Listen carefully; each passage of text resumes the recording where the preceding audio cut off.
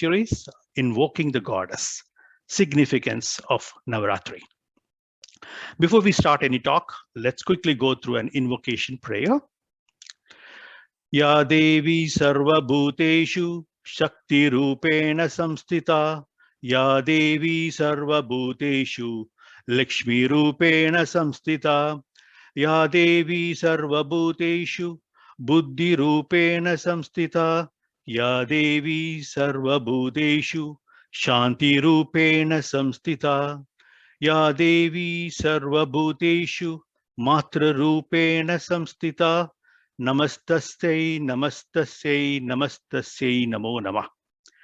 The meaning of this wonderful invocation prayer is something like this. To that Devi, who in all beings is abiding in the form of power, Shakti, who in all beings is abiding in the form of good fortune, Lakshmi, who in all beings is abiding in the form of intelligence, Buddhi, who in all beings is abiding in the form of peace, Shanti, who in all beings is abiding in the form of Mother, Matra. Salutations to her, salutations to her, salutations to her, salutations again and again. So before we get into this topic, there is quite a lot of material one would typically convey, especially when it comes to the Shakti Rupam of the Paramatma. What is the role of Shakti? How is the Shiva Shakti works? What is the significant role of femininity in Hinduism? Why is the Shakti concept so prevalent? So all these things were addressed approximately 2 years back when we had a detailed talk on the significant role of femininity in Hinduism. So if you want to go through it and understand the feminine aspect of our Sanatana Dharma and how much adoration we give, how much devotion we give to the femininity of it, please do check this particular talk. It's available on Spiritual Discourses on Guru Ayyappan Temple of Brampton. So since we've already done a talk on that particular topic, we will not be covering those aspects, but instead we will be getting into some other nice, cooler aspects.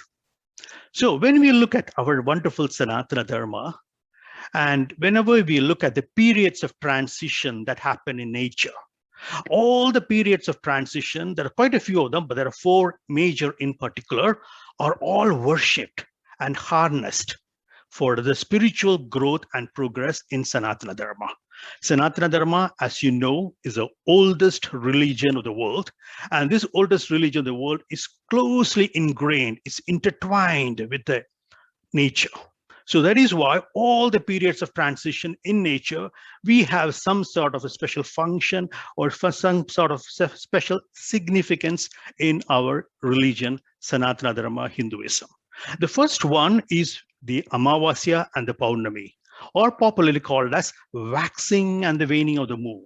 So whenever you look at this period of transition, the one which we're calling right now, it's closely linked. So whenever there is a Paurnami or Amavasya, or the day starting from the Amavasya, when you start counting, that is how the Navaratri falls. So the first period of transition in nature that happens, which we can visibly see among quite a few of them, is the waxing and the waning of the moon. And what happens in Sanatana Dharma is whenever the moon is waxing, so waxing basically means there is a new moon, which is or the Amavasya, and slowly it moves on to the middle screen where you see a full moon, a Paurnami. So that is what the whole waxing period is called. So when there is a waxing period in Sanatana Dharma, our Sanatana Dharmic text always tells us, gives us clues, gives us ideas, and gives us techniques on how to work on the powers of the mind. How do you increase your mind power and all the stuff? And when the moon is in full stage, that is when it is in a Paurnami and it slowly starts to wane. So when it starts to go from Paurnami till Amavasya, that is the time we call as moon waning. And during this waning period, our Sanatana Dharma text mentions us about going beyond the mind. How do you cross the mind? How do you cross the mind barrier? So that is a wonderful transition period, which is heavily utilized in our Sanatana Dharmic text. That is a first transition period. And the second transition period happens every day. And in every day, this particular transition happens 3 times a day. So rituals are performed 3 times a day, one at the morning, Pratham Sandhya, one at the noon, Madhyanika, and one in the evening, Sayam Sandhya. And people who are twice born or for whom the Upanayanam is done, they are very particular in chanting Gayatri Mantram or doing Sandhya Vandanam and all stuff. So the people who are a little bit of religious bent of mind who do pujas, they always follow these 3 transitions that happen in a day. So this is a second natural transition we have, which we celebrate in Hinduism. And the third one and the fourth one are being shown in the same slide. The third one, we are talking about the earth seasons. So as you know, the earth is slightly tilted, 23.5 degrees. And due to that, when the sun rays falls on it, it's an uneven split of sun rays which we get looking at from the northern hemisphere and the southern hemisphere. And that's what creates, and with the spin of the earth, we get summer and winter. And that gives, in effect, the seasonal shifts. The season starts to come. And this is what we call in Sanskritam as Ritu, or the change in seasons. And in typical India, when you're looking at somewhere around the northern hemisphere, where it's a good sunlight and with a good mix of weather, we typically get 4 seasons. Starts with winter, spring, summer, and fall. And the fourth and the last one is the Uttarayan and the Dakshinayan. So Uttarayan and Dakshinayan is basically the sun's northern and the southern run, or popularly called as summer solstice and winter solstice. So here, the sun going from south to north is called Uttarayan, and this typically happens during the month of December to June. And in Dakshinayan, the sun moves towards south. So these are the 4 transition periods in Hinduism, where we give it a lot of importance. And during all these 4 transition periods, which we just covered, you see a lot of functions happening, and most of the critical or the major religious festivals hover around these 4 transition periods.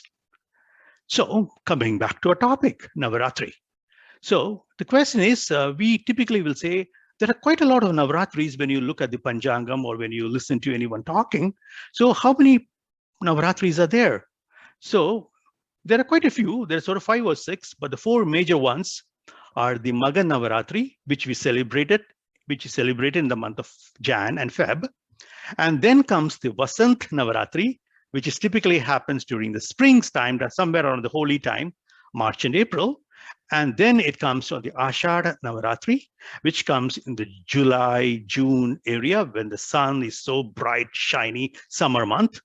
And then it comes to Sharat Navaratri during the end of September, beginning of October, just what we are going through right now during the fall season. So as you can see, Magha Navaratri falls in winter, Vasant falls in spring, Ashadam falls in summer, and Sharat Navaratri falls in the month of fall or autumn. So these are the 4 main Navaratris which are typically commonly celebrated. And among these 4, Sharat Navaratri, the one that happens right now during the month of autumn, that we are celebrating right now, is the most reverent one.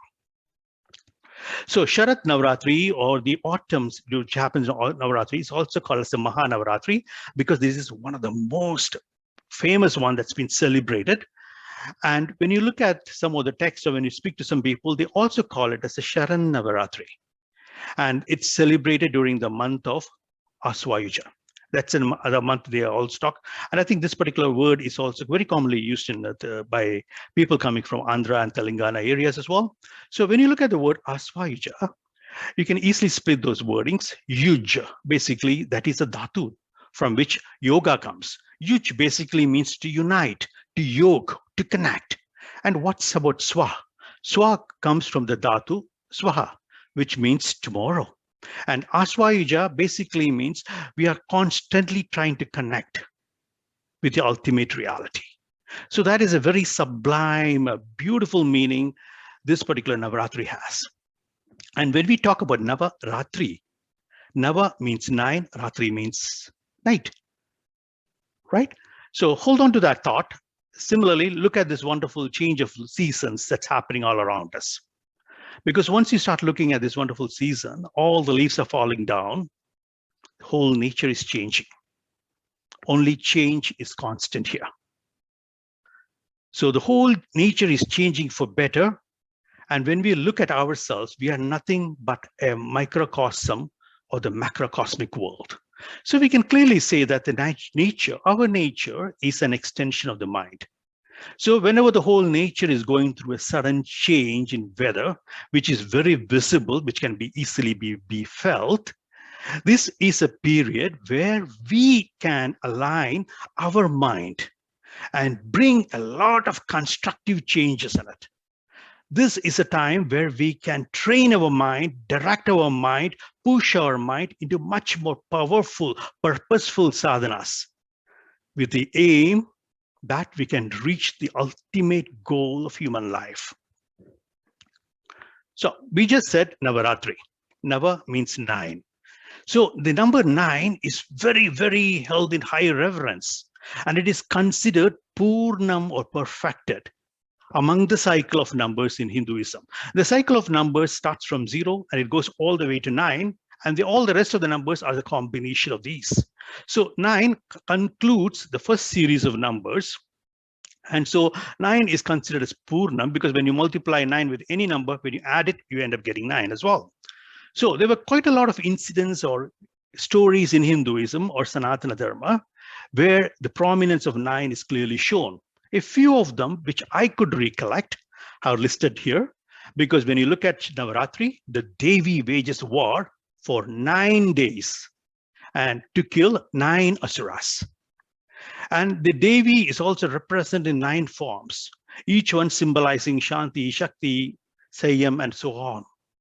And there are 9 graces of the Lord, which we typically speak about, the love, peace, faith, and so on.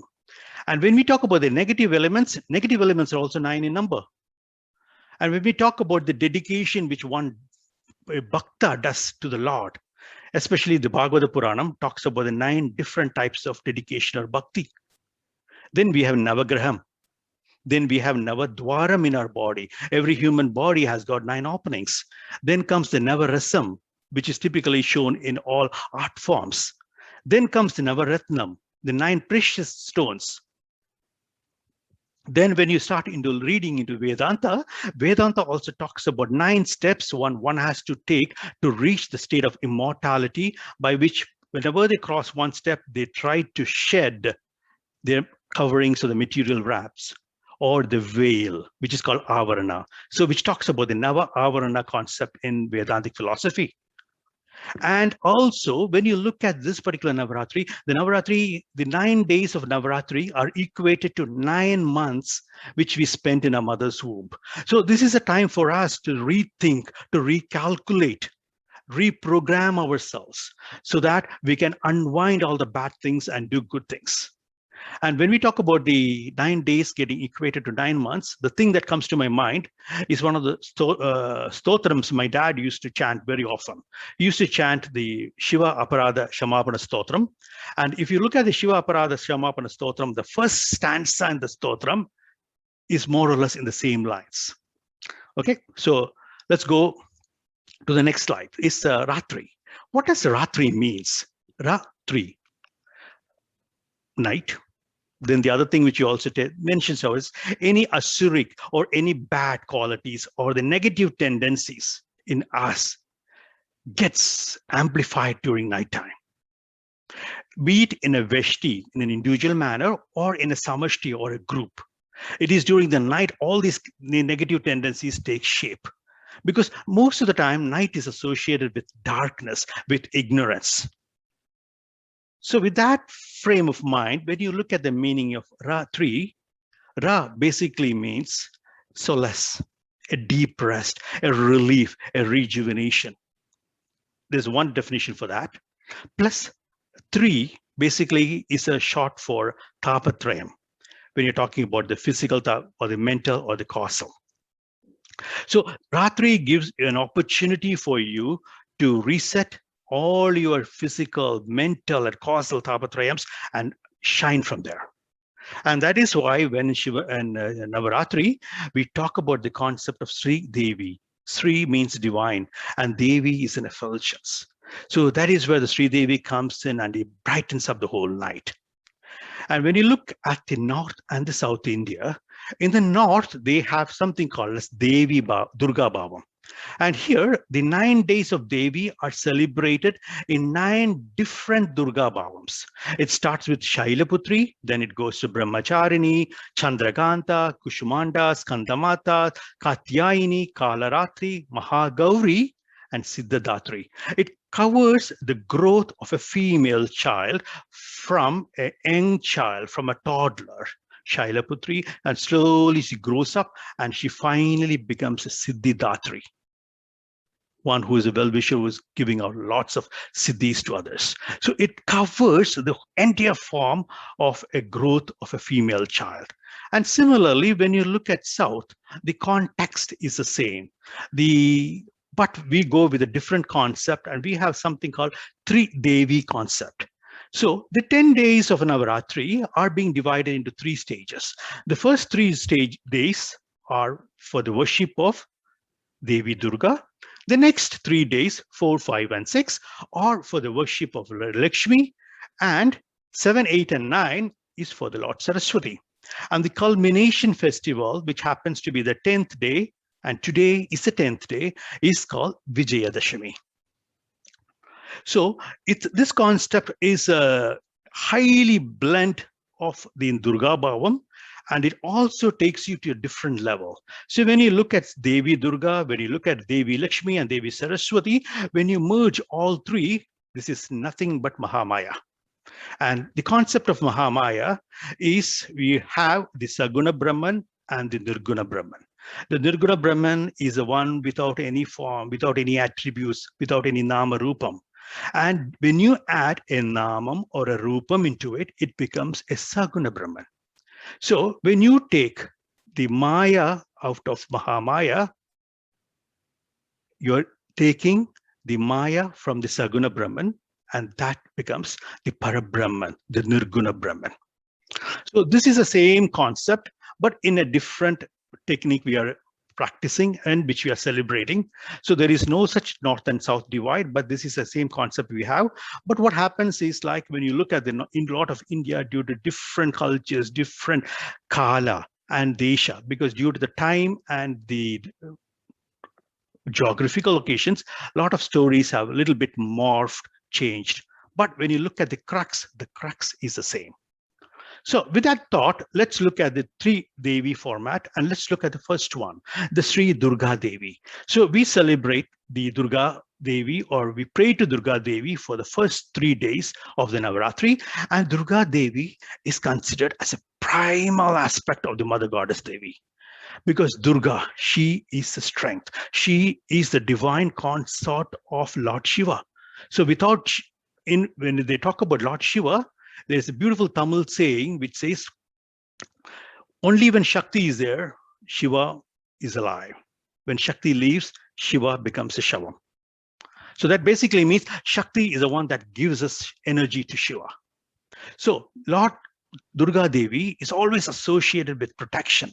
She's associated with strength, motherhood, destruction of all the evil forces and all the weaknesses within us. So that is one of the reasons we celebrate Lord Durga on the first day, so that all the evil intentions which we have accumulated in our mind, the evil tendencies, the evil vasanas, all the negativity in it, we want to get rid of it in the first 3 days. So we pray to Durga Devi. So when you see what's the meaning of Durga is Durge Durgati Nashini. That's a beautiful description for the word Durga. That basically means one who destroys all distress. So in the first 3 days, you're getting rid of all the distress. So when you're done on the first 3 days with getting all the distress, on the day 4, 5, 6 onwards, from day 4 onwards, you start to pray to Lord Lakshmi Devi. Because you already have a big void where you've all taken out all your negative feelings, negative tendencies, your negative vasanas. And now this is a good time to practice positive vasanas and do a lot of sadhana or Sri Lakshmi Puja. It starts on fourth day, goes to fifth day, and it culminates on the sixth day. And Lakshmi Devi, she's an embodiment of love, charity, wealth, kindness, and much moreover. If you are a Vedantic student, they always associate Lakshmi Devi as a starting place where one can shed vairagyam, vivekam.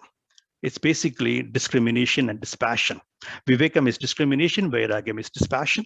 So when you both do it, you become a mumukshu, a keen learner to know the ultimate truth. And since Lakshmi Devi is a one, the goddess of wealth, she's also called Swarnahasta.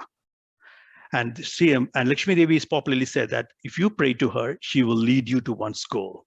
So because she is the consort of the Purushottama, Lord Narayana.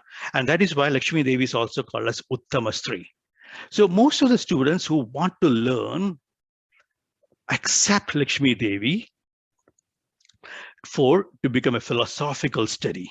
And this is a time they start to contemplate and meditate to progress. So when we come to the day 7, that's where we start the puja for Saraswati Devi. And it starts with the intention that you need to be initiated into the real knowledge, the absolute knowledge, the knowledge about the supreme reality or the Satchidananda. And whatever Asuric Sampat that we still have after praying to Goddess Durga for the 3 days or Goddess Lakshmi for the next 3 days, all the Asuric Sampat are slowly removed during our final 3 stages with Saraswati Devi. And even if you look at the Devi, Saraswati Devi's picture, she has a veena on her hand. And there's a very beautiful significance why she's holding the veena. She's also having scriptures on her lower left hand, and she has a prayer beads on her top right hand. And if you look at her, she always wears white dresses and always sits on a white lotus, white sign of purity. And even if you look at her, you see a hamsam swimming always close by.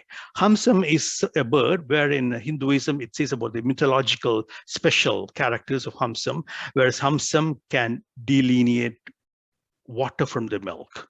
So basically Hamsam takes only the good things and it just leaves the bad things. So that is the significance of it. So since we don't have time to go and talk about each and every significance, we are a little bit rushing through it.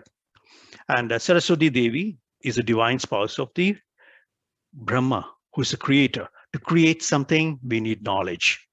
So Saraswati supplements Brahma, and the word Saraswati basically means swa, means self, and saram. That's a word coming from essence. It's an essence of one's own self. So to go into the learning mode, to go into the listening mode, and to go into the mode of wisdom, when we are praying with Saraswati Devi, we will simultaneously start with Swadhyayam, Shravanam, Mananam, and Nididhyasanam. And that is one of this, whenever we talk to Saraswati Devi, we always say tapas is the main criteria for Saraswati Devi, because that is where we can channelize your mind and elevate your mind to understand the higher concepts. So when you look at all the Devi Rupams, the ones we discuss right now, Durga, Lakshmi, Saraswati, you can relate them to the 3 gunas, the tamas, the rajas, and the sattva. Then you can always associate it with the celestial objects which we find. And it's also linked to the Tapatrayam. And Durga Devi is always equated with the powers of Icha Shakti, the desiring world.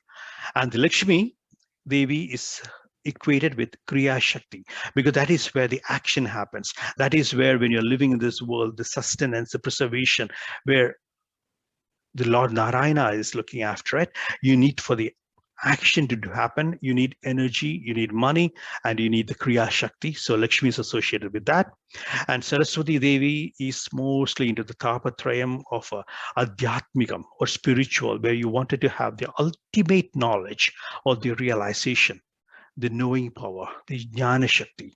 That is where the Saraswati Devi comes in. So to summarize the concept of 3 Devis, the 3 Devis, which we just looked at, are an embodiment of a pristine purity, truth, And what it tells us is the annihilation of the demons. Whenever we talk about the demons and whenever we read Devi Puranam or Devi Mahatmyam or any other stories where we say Devi kills the demons, it needs to be symbolized, and we need to look inside us, because most of the demons we can equate and symbolize to an evil force within us. And this is the time during the Navaratri, every person prefers to spend the time either with the worship, devotion, or the study of Shastras. And this is a time we try to invoke all the power within us, which really is very synonymous to the concept of Kundalini Yoga, where on the Devi level, you're looking at the energy being channelized in your Mooladharam, and you're slowly rising it up. And the reason you're trying to invoke the power within us is to discover who we truly are, to destroy all the negative forces that are lurking within us, and to destroy the evil tendencies so that we can slowly uplift ourselves towards spirituality. So whenever you look at a Hindu or a Sanatana Dharma religious text, one need to look at the religious text from three different aspects. The first aspect would be Adi Bhautigam, worldly aspect. That is where when you look at the particular work as a kavyam or a literary work. Or the second stage is a slightly higher than that, is a slightly advanced than the Adi Bhautigam, is Adi Devigam. This is a divine aspect of looking at one particular religious text or a thought. This is where the studis, the stotrams all come in. It's like a devotional treatise. You look into that from that point of view, which is way, way higher than the way you look at a kavyam. And the last one is when your knowledge is really glowing, when you're highly elevated, you start looking at it from an adhyatmigam or a spiritual perspective. That is where the mantra shastram comes under it. So that is where the divine mystical thoughts that's been said in a religious text or a thought comes and dawns upon you whenever you're doing nididhyasana. Basically, what happens with in our world is most of the people who wrote the work, especially foreigners, they did not have a good understanding of the Sanatana Dharma, nor did they have a good understanding of the Sanskritam language or the intricacies of the Sanskritam language. So what they looked at is they looked at the kavyam, they looked at the literary work, and they started looking into the bahyam or the outer meanings of this particular literary work. They started harping on certain concepts and they started writing it. So it was misinterpreted. It was totally given in a negative direction. It was totally shown in a negative light, in a derogatory manner. And since most of these books or the explanations got published in English, most of the people started reading it, and it led to a different understanding, or it led, can't say downfall there. The whole Hinduism was shown, or certain subjects and religions were shown in a different light. So for example, when you look at Saundarya Lahari, or when you take about the Rasa Leela, all these people who looked at it, commented on it, and made those books exciting, quoting some erotic words here and there, or all the people who are looking at it from a kavyam or literary work. But when you look at it slightly above, when you look at from an Adi Devigam, you get a different meaning. And when you really contemplate on it, and when you really meditate on it, for example, the people who are doing the Sri Chakra meditation or the Kundalini meditation or into the divine Vedantic studies, whenever you talk to them, they explain the whole concept in a totally different world, which we have never thought of. And that is the Adhyatmikam spiritual world. So we need to keep in our mind these three definitions. So whenever we see any explanations or any coming out for any religious text, please look at it from this particular point of view. Similarly, when we look at all the 9 asuras that's been killed by Devi, we should never look at it from a bahya meaning or an outer meaning, or saying, oh, Devi killed this asura at this place, or this happened, this. But we need to look at inside. What does this particular asura symbolize? For example, we hear Devi killed Madhu and Kaidavam. What are they? Madhu means craving. Kaidavam is aversion. Then comes another asura by name Dhumralochanan. What does the word Dhumralochanan means? Someone with a blurred vision. What about Rakta Bijasuran? Rakta Bijasuran is where whenever each drop of blood falls into it, more and more Rakshasas sprout up and come from there. Because it's like a blood with a lot of seeds in it where this coming up, it's very difficult to kill them. So those are the meaning of the Rakta Bijasuran. Then comes Shumba and Nishumban. Shumba means doubting self, doubting oneself, and Nishumban basically means doubting others. Then comes Mahishasuran, which we all see in it. So in the wonderful comics in Amachitra Kada and also in big posters, the one with the buffalo head, right? It talks about the inertia, the dullness, because buffalo is always associated with inertia and dullness. That is why when we look at the Lord Dharmaraja or Kalan, someone who controls time, the Yamaraja always travels on a buffalo. There's a very deep significance in Hinduism saying that whatever happens, this particular animal, this buffalo animal has got so much of inertia, so much of dullness, and it does not even bother. So that is how they equate the Lord of Yama. So when Lord of Yama comes, he just goes and gets it because there is no second thought in it. So similarly, Mahishasuran is also associated with the dullness and the inertia, and Chanda is an antagonist. And the reason we say it's an antagonist is whatever ideas that comes to a person, he always throws it down. So that is how that particular asura is being depicted. And then comes Munda. Munda is a person who doesn't have a head there. So he's particular headstrong, what do you call him? A bull-headed person. So every demon is associated with some sort of a negative characterizations, which we all have in different stages. So when we say Devi destroyed this particular demon, we need to understand what type of negative behaviorisms is Devi destroying, like Madhu, craving, Kaidamam, aversion, Dhumralochan, blurred vision, Rakta Bijasuran, the sprouting of the bad qualities and the vasanas and the innate tendencies, which never dies unless otherwise you completely eliminate them. Shumban is doubting self. Nishumban is doubting others. Mahishasuran, the illness, the dullness within us. Our Chanda, the antagonist, or Munda, the bull-headed, headstrong person. And the reason we are talking about all these qualities and equating them and symbolizing them with us is to make sure that every human being is an equal mix or an approximate equal mix of good qualities and bad qualities, the Deviga Gunam and the Asuriga Gunam. These are the dvandas, the pair of opposites we have, called good and the evil. And this particular philosophy was borrowed and used heavily in all this Abrahamic religions as well. The God and the evil, the Lord and the Shaitan and all the stuff, right? So here what happens is like it is giving us a description of all the Asuric gunas we have, how we can get rid of them so that we can slowly elevate ourselves to more Deviga guna. And it gives us a lot of examples. It tells us examples of Asuras and Devas, how they fight. Asuras having a lot of Asuric qualities and Devas having a lot of Devic qualities. And it also talks about Rama and Ravana. So we all have lots of stories there by which we can learn so that we can slowly get rid of our Asuric tendencies and go into Devic tendencies. But there is no one particular person who has got 100% of Deviga guna. No human beings, because they cannot be, because in an existence, it has to be a pair of opposites and there has to be a mix of it. And if you look at Bhagavad Gita chapter 16, it also talks about the Devi and Asuri Sambad in a very, very beautiful manner as well. And the same concept is carried on during the Navaratri time in Dashara. So the real meaning of Dashara is Dasha Papahara.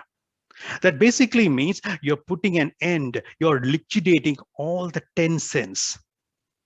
So if you take a book of Ramayana, the Ramayana clearly says that before Lord Ram wages a final war with Ravan, he prays to Durga Devi for the strength. And on the festival, that is the 10th day of the festival, Vijayadashami, which is today, is the day when Lord Ram kills Ravan. And this particular Dashara festival, when they are being celebrated for a period of days, they slowly start to build a Rakshasa Rupam or an effigy of a Ravan during the 9 days. And on the 10th day, which happens to be today, the Vijayadashami day, they lit it on fire. And this particular effigy, or the huge Rakshasa Rubam of Ravan with the 10 heads, the Deshapapaharam, is filled with crackers. So it bursts opens in the skies and he kills it. So whenever we're setting ablaze to such a thing, it also means we are eliminating the 10 papaharams. And it also symbolically means that we are killing the inner monster within us, the ahangaram, the ego, the concept of I. So that is why on the 10th day, we always call it as Vijaya Dashami. Vijaya means great victory. Dashami in Sanskrit means 10th day. So the great victory on the 10th day is Vijaya Dashami. So that is a concept of the Dashapapahara. And we just discussed the Dashapapahara as the 10-headed demons, right? And the 10-headed demon, these are the 10 bad qualities which Ravan had. So if you look at certain texts, they might have changed one or two, but this is a crux of it. So when you look at it, it talks about kama, lust, krodham, anger, lobham, greed, mada, arrogance, moham, delusion, matsaryam, jealousy. So the first 6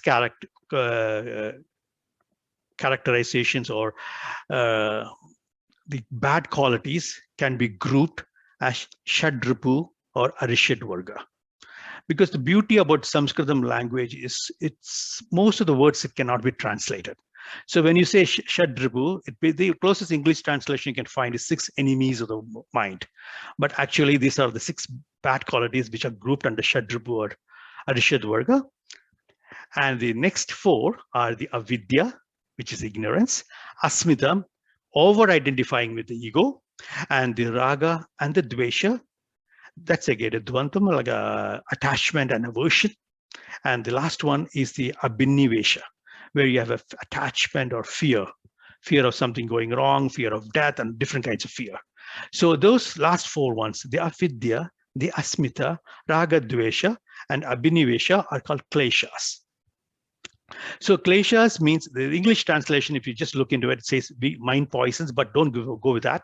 Because klesham basically means some sort of an inborn psychological afflictions that we all have, that clouds us, that clouds our thoughts, that colors our thoughts, our intentions, our perceptions. Because once our thoughts, intentions, or perceptions are clouded or colored, our feelings change. And it affects how we deal with the world. So these are those kleshas which we discussed: avidya, asmita, raga, and abhinivesha. And the shadribus are the kama, krodha, lobha, mada, moha, matsarya. So these 10 are called the 10-headed demon. And Ravana's 10 heads meant these ones in a symbolic manner. So that is why whenever we have the Deshapapaharam or Dashara, we always say it is a victory of the 5 jnanendriyams and the 5 karmendriyams. 5 plus 5, 10. So the ones you have victory over the jnanendriyam, your sense organs, the senses and the sense organs, what happens is the mind, which is totally dependent on the senses, slowly dulls down and dies down.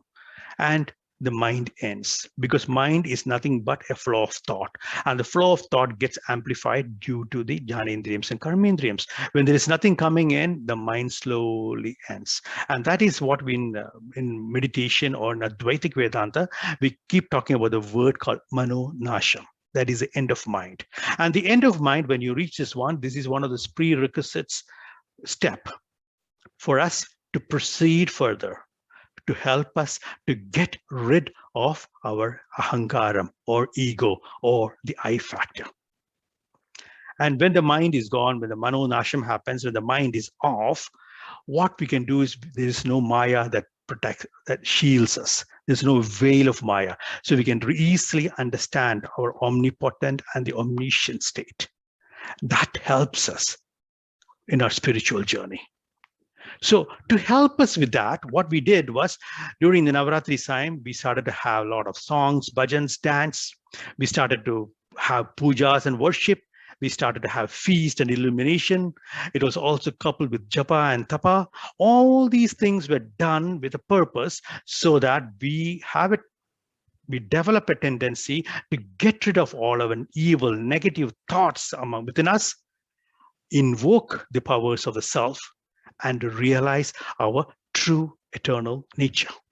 So that is a wonderful spiritual meaning of Dashara. And even if you go to certain parts of India, you see animals being worshipped because all these animals are being used as vahanams, like bullock carts and all horse carts. So they always clean the animals, they pray to the animals, and they show gratitude to the animals, saying that thanks for helping them in the day-to-day life and to earn their livelihood. And when you go to the houses, and especially if you want to see this, you need to go to Tamil Nadu. Among all the Indian states, Tamil Nadu has the greatest fervor when it comes to celebrating this particular festival, where the houses are all cleaned up and it looks like temples. And all those vahanams they use are all clean, the cars, the school buses and everything. And everything looks very pretty. And in certain communities where they used to be warrior or warrior clans, they even used to worship their weapons too. And that particular story came from Mahabharata. The Pandavas, they went to the forest for 12 years, and 1 year they went into incognito mode where they were staying so that the Kauravas will never find them on the Virata kingdom. And so they hid all their weapons. And it is said that on the Vijayadashmi day, after the completion of the 1 year of incognito, they went and climbed up the tree and took and retrieved their weapons. So that is why the warrior clan people back in the olden times used to worship their instruments during this particular day. And the reason we do all the stuff is nothing but to show our expression to the Lord's divine glory. And the other important aspect that happens in India is the function called Vijayadashami, is called Vidya Rambam. Vidya, education, Arambam, start, the start of education, which is also called in Malayalam and in Sanskritam called Aksharabhyasam. They tell the kids to do the Aksharabhyasam and they initiate the little ones into the Aksharabhyasam here. And as you can see, the elder of the family could be a mother, father, grandparent, or anyone. They take the child's finger and they write Harish Home, Harishri Ganapatiye Namaha on the thalam where rice is kept. And the reason is the children are slowly getting initiated into aksharas, akshara, alphabets. What a beautiful meaning. Sharam means something that will be destroyed. Aksharam basically means something that cannot be destroyed. So alphabets, learning, education, that's something that can never be destroyed. So that is why on this wonderful day of Vijayadashami, Vidya Rambam is always conducted. So people who have started learning, they still do it. And the reason they do it is to study something new. Even elders and people of all ages do this. And the reason is they always create or increase their bar high and say that I need to study this scripture, I need to study this text. So they keep studying more and more text. So everyone is initiated and everyone is followed. And especially people who are learning new art forms like Carnatic Sangeet, Bharatanatyam, Mohiniyattam, they all are getting initiated into this day. So that is the beauty of Vidyarambha. And when you look at the whole Navaratri period, a lot of things happens, and all these things happening can be grouped under the 7 images which are showing here. The first one is Upavas. A lot of people take Upavas during this time. It's very common in North India and also in the Gujarati community as well, because they give a deep rest to whole body organs. And the main purpose is to have an inner purification of the body. So once you have the inner purification of the body, whenever the stopping hits, the body tries to heal himself, and it slowly removes the impurities, the malam from the body. So your body is slowly getting cleansed. A lot of people in North India do Maunavrat. And the reason they do Maunavrat, that is where they abstain from talking, is to purify their speech. Because you don't speak, so you have a lot of time to contemplate. You have a lot of time to channelize your thoughts. And your thoughts get synchronized. That is the beauty of Maunavrat. And there's lots of bhajan and satsangs that happen. And the reason that bhajans and satsang happens is to calm down our emotions. So that if you are a very emotional person, this is a time for you to come back, rejuvenate, think about yourself, slowly rewind, reboot, and reclaim your true nature. So puja happens. And when a puja is happening, it's the channelization of all your body, your thoughts, and all your body organs also sits, and you're made to sit in a location. So you're controlling the movement of your body and channelizing your bodily movements. And whenever you're doing japa, your mind is constantly on a particular mantra. And what happens is that when you're on a mantra, your thoughts slowly stops. Your mind slowly gets immersed in the mantra, and the mantra snanam happens in the mind. The mind really gets purified. The chitta shuddhi happens, and the mind gets slowly elevated. And when you come into the dhyana aspect, that is the intellect, when you try to think about, contemplate on the higher aspects. And there's lots of dances that happen, there's lots of singing happens, and you try to meet all your friends and relatives. It all gives you a good feel-good factor. It is an opportunity for the endorphins to secrete. And when your body starts to release so much of endorphins, right, your happiness hormones, you feel much better. You feel so much rejuvenated, and you're able to deal with the same stress. And the fatigue which you were experiencing till now doesn't feel like a big burden to you. The pain slowly starts to dull away. And that is how the whole human body rejuvenates, both mentally, physically, and spiritually. So this is such a beautiful concept of Sanatana Dharma, where we are trying to intertwine science and culture. So to summarize what we just said, so once we do all these things, the personality conditioning program happens within us, and it happens in different stages, from a kayigam, where the physical body is conditioning, vachikam, where the speech is conditioning, and the manasigam, where the mental conditioning happens. So when all this conditioning happens, imagine you are sitting in a calm lake. And there is something in a Vedantic term called vritti. Vritti is nothing but little bit of disturbances that falls on a calm lake, which gives rise to the concurrent movement of water or ripples in the water. What we are trying to do is we are trying to control the droplets falling, the disturbances coming into your mind. So our mind is always still and calm. So when the mind is still, when the mind is calm, you're able to contemplate.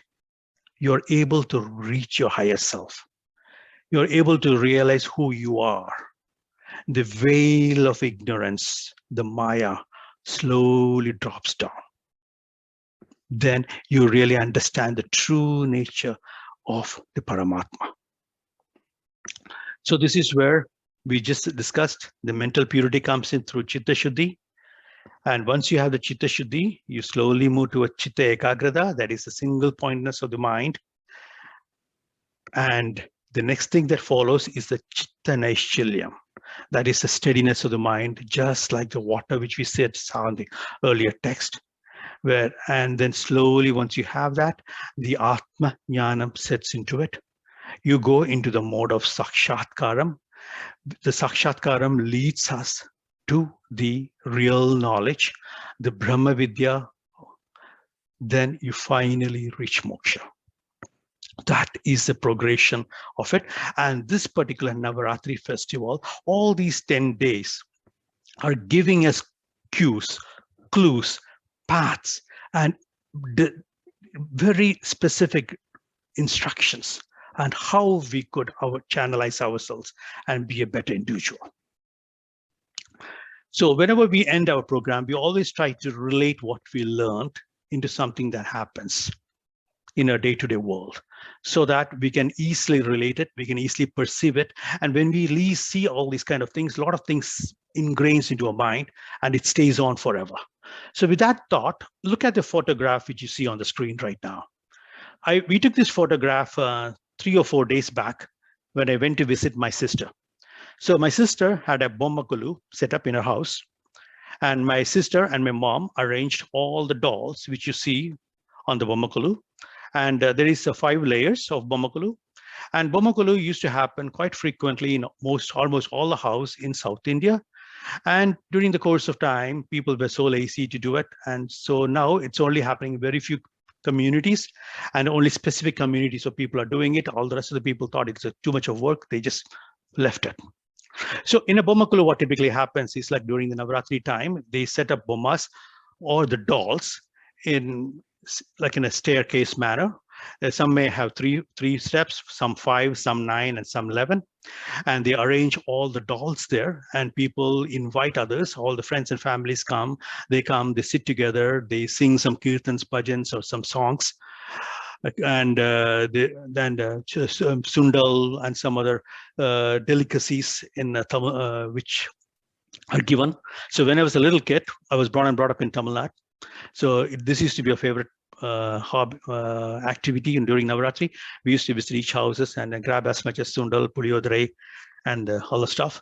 So coming back to the main story here. So when you look at this particular Bommakulu, the concept of Bommakulu can be explained in 3 levels: Adi Bhautigam, Adi Devigam, and Atyadvikam.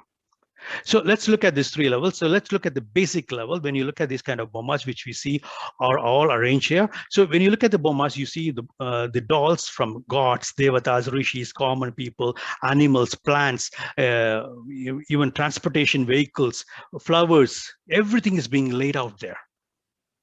And the reason they've been with dolls is a few thousands of years back, these are the commonly things they could show and pictographically represent the ideas of Sanatana Dharma, the ideas of Vedanta to children. Because back then, right, we didn't have all these wonderful gadgets which we have now. So the whole concept, when we look at it as a plain, low level, the first level concept, we can easily summarize this and say, look at this one, the whole Jagat, the universe, and the creator, the Jagadishwara, the Lord, they're all cast in the form of dolls by Jiva. That's us. So we're casting all the Jagat and the Jagadishwara, and we're just putting all to them and arranging them in a beautiful fashion and displaying it. And the reason we are doing it is we are just showing our gratitude. We are acknowledging the role of the Jagat and the role of the creator, plus all the other living animals, living and non-living, animate and inanimate creatures in our lives. And we are showing gratitude. So that is one concept of looking at Bommakulu. So that is a lower level concept, I can say. So let's slowly go to the next higher one. So when you look at all the species in the world, there are approximately 8.4 million species, according to Bhagavata Puranam. Every species exists, and there's a particular reason they exist. And when you look at all the species, a human birth happens after a very long time. So the human birth, the Bhagavata Puranam says, you go get born as different species, and it takes millions and millions of births for you to reach a human birth. And when you're born as a human being, and when you're looking from a Purusharthic perspective, you are on the top. Because only in a human birth, you have the free will, the free authority. You have the intelligence to understand the consequence of actions. You have the ability to control desires. And you are aware that you're not driven by the animalistic tendencies or the animalistic instinct. Ahara, nidra, bhaya, maitunam. That's what all the animals do. Whereas we human beings are much better than that. We are one step ahead of us. So we have the capacity to choose our responses and act. So based on that, when you look at the Bommakulu from there, you see all these low-level creatures are kept in the lower steps. And as people evolve, they keep coming up and up. So this is the other way of showing a little child, making the little child understand the inner complexities of Vedanta and to teach the child in a much more beautiful aspect. This is a mid-level aspect. And let's see if we still extend this concept to one more step higher. So the one more step higher is Purusharthas. That is the goal of human life, the object of human pursuit. So every human being, when you're born in this world, our main goal is artha, the security or kama, pleasure. Hinduism never says no to artha, and it never condones kama or pleasure. Artha is basically for security and economic values. And when you're looking at the 4 ashramas, the brahmacharyam, that comes grihasthastamam. For a grihasthastamam, it's one of the mandatory things they have to do. So this is the time where artha, when you're trying to provide something, when you're trying to increase your economic values, and during that time, you are supposed to indulge in kama within the dharmic means. And within the dharmic means, whatever that gives you comfort, whatever that gives you luxuries, whatever that gives you the simple enjoyment, pleasures in life, without breaking the ethics and the morals, you can have it. And when you do both the artha and kama, remember the artha and kama are just the byproducts. Our focus should be on moksha. And whenever our focus is on moksha, dharma has to be inculcated in each and every step. So the goal 1, artha, whenever you're trying to get something, make sure that you do it in a dharmic way. Whenever you're going to the goal 2, your kama, your pleasure, do it in a dharmic way. When these secondary goals are met, automatically you progress yourselves to moksha or liberation. So that is why when you start looking at Bomakolu, you see a lot of dolls being shown, people fighting with the demons, so that you know what the bad tendencies they had, what happened to them. Then you see lots of saints, fakirs, and noble soul people, by which you can learn them as an example, how to elevate yourself in this community, within us and outside us. And slowly, when you start looking at the topmost level of the Bomakolu, you see Lord there, Sriman Narayanam or Lakshmi or Shiva Parvati there. So that basically means that is your goal. That is your ambition. That's where your path should lead to. That is a moksha or liberation. So this is a wonderful highest form of knowledge a child gets when they look at Bomakolu. So instead of coming and looking at a Bomakolu and just saying, oh, I like this doll, I like that doll. So these are the simple ingrained information, techniques, or knowledge that was imparted to the children by our ancient people, so that we could learn it, we could understand it, and we could be the better citizens of the world. So with that note, on this wonderful day of Vijayadashami, let us all slowly try to eliminate our demonic or asuric qualities. Let us banish our pravrittis, that is opposed to the Devic gunas or qualities. Let us annihilate the mental afflictions or the agitations, which are popularly called as kleshas, or the vrittis that comes in our minds as disturbances. Let's all try to tread the path of Sadgati, the right direction, and not towards the wrong direction. As the Devi's face and the Rupam gets brighter when the Arati is made, let all noble thoughts come to us. Let us rise above, so that this particular Vijayadashami day, let us begin a transformation within ourselves. With that note, I will conclude today's talk. Sarva Mangala Mangalye Shive Sarvartha Sadhike Sharanye Trayambage Gauri Narayani Namastude. Loka Samasta Sukhino Bhavantu. Loka Samasta Sukhino Bhavantu. Loka Samasta Sukhino Bhavantu. Sorry, it took close to 2 additional minutes. It's 9:02.